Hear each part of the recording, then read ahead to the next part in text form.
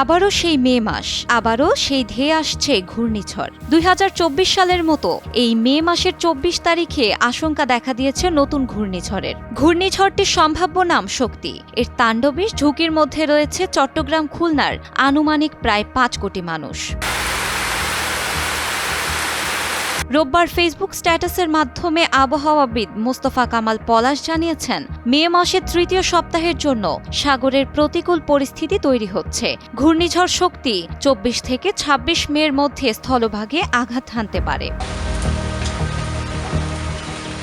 মোস্তফা কামাল জানান, ঘূর্ণিঝড় শক্তি শ্রীলঙ্কার প্রস্তাবিত নাম। সম্ভাব্য আঘাতের এলাকা ভারতের উড়িষ্যা উপকূল থেকে বাংলাদেশের চট্টগ্রাম উপকূল পর্যন্ত বিস্তৃত।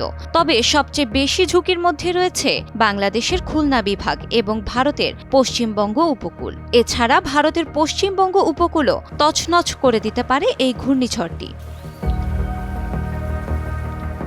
এর আগে Bangladesh weather observation team BWOT জানিয়েছিল ১৬ থেকে ১৮ মের মধ্যে বঙ্গোপসাগরে একটি বায়ু প্রবাহের সার্কুলেশন তৈরি হতে পারে। পরবর্তীতে এটি ধাপে ধাপে বিকশিত হয়ে প্রথমে লঘুচাপ, তারপর নিম্নচাপ, অতঃপর গভীর নিম্নচাপে রূপ নিতে পারে এবং শেষ পর্যন্ত পরিণত হতে পারে ঘূর্ণিঝড়ে।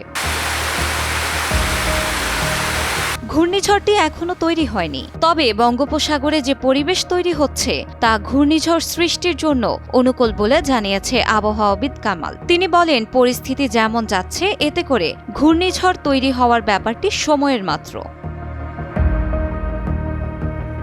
ঘূর্ণিঝড়টি বাংলাদেশের দিকে এগিয়ে আসলে উপকূলীয় এলাকায় ঝোড়ো হাওয়া, ভারী বৃষ্টি এবং জলোচ্ছ্বাসের শঙ্কা রয়েছে। এতে মানুষের জীবন ও সম্পদের ক্ষতির ঝুঁকি বাড়বে।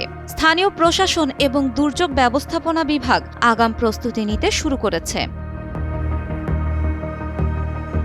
সবাইকে আগাম সতর্কতা অবলম্বনের আহ্বান জানিয়েছে আবহাওয়া অধিদপ্তর। বিশেষজ্ঞরা বলছেন, ঘূর্ণিঝড় আসার আগে থেকে উপকূলীয় এলাকার মানুষদের সতর্ক থাকতে হবে। ঘূর্ণিঝড় আঘাত হানার আশঙ্কায় যে কোনো সময় আশ্রয় কেন্দ্রে যাওয়ার জন্য মানসিকভাবে প্রস্তুত থাকার কথা বলা হয়েছে। শিলা ইসলাম, সময়ের আলো।